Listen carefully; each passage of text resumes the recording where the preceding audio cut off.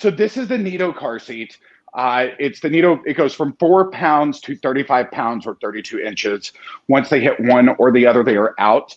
But just in terms of features of this seat, there are a few that are incredibly like stand out. One of them being, this is one of the only infant seats on the market that has a load leg and an anti-rebound bar. So we're going to have a little bit of a class here just to talk about what these actually are. When you install this rear facing, you have your anti-rebound bar, which would press against the back of the automobile seat. And then you have your load leg, which goes down and touches the floorboard of the vehicle. So this basically acts as a third point of attachment.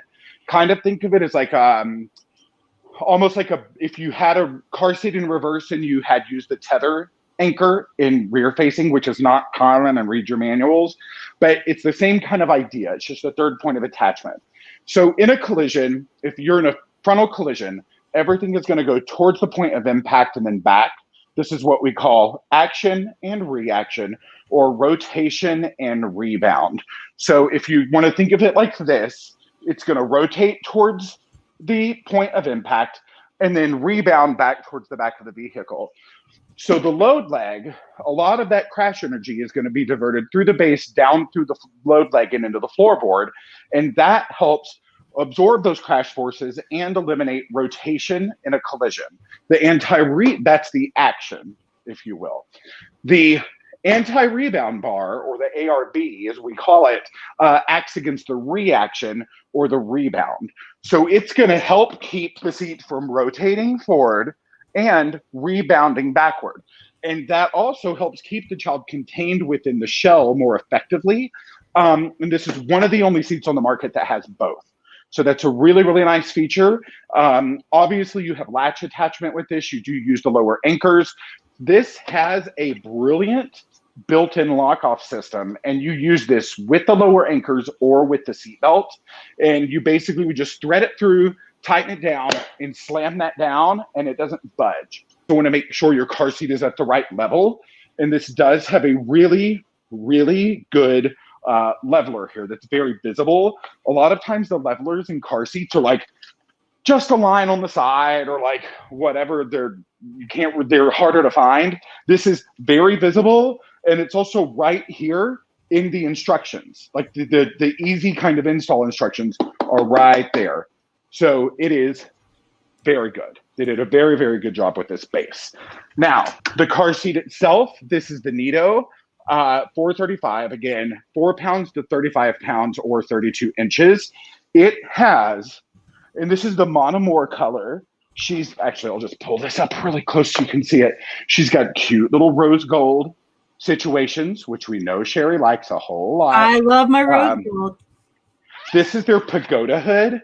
So the hood by itself is actually very sizable. This is a good canopy, and then it goes boop. So it covers entirely. So it's going to be good for sun. It's going to be good for strangers that want to come touch your baby's face without permission. And we know that happens all the time. But it's just a really good canopy. And then you have the ventilation windows in the side for airflow, which is very important as well. A couple things about this seat.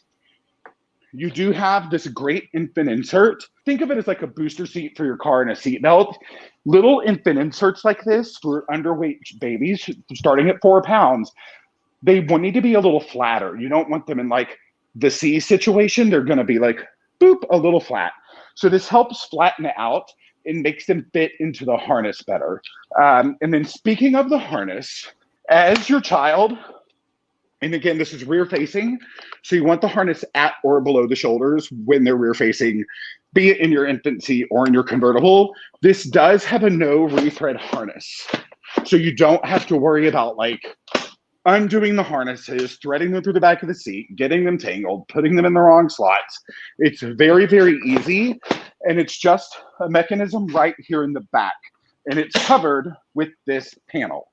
And on this panel, you will notice this blue tab. This is what we call a European belt path. Not many seats have these. If you are going to travel or you're living in a place where you don't own a car and you're dealing with Lyft or Uber, you're going to fly or like do whatever, This, to me, is like the most important feature on the bucket, which is what this is. So you want to look for your European belt path. Obviously, you have your belt path there on the side for the lap belt. What this allows you to do, lap belt across, shoulder belt around the back through this tab. So it makes it for a very, very secure and sturdy installation. One of my favorite features about this seat is with your carry handle. What I love about this is if you were just going to like take this and install it, fine.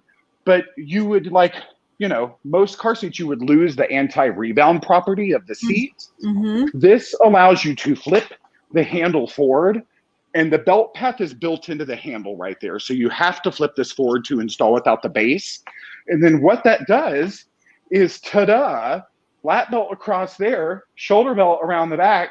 It turns that carry handle into an anti-rebound bar for the car seat. Turn the whole thing to the side for me so they can see that. Right here. This is the anti-rebound bar right there, which is what the handle turns into. And I think this is a wonderful, wonderful, wonderful feature. It's one of the only seats on the market that does this, aside from the load leg and ARB in the base. This is one of the only seats on the market where you do flip the handle and get the ARB properties without the base. So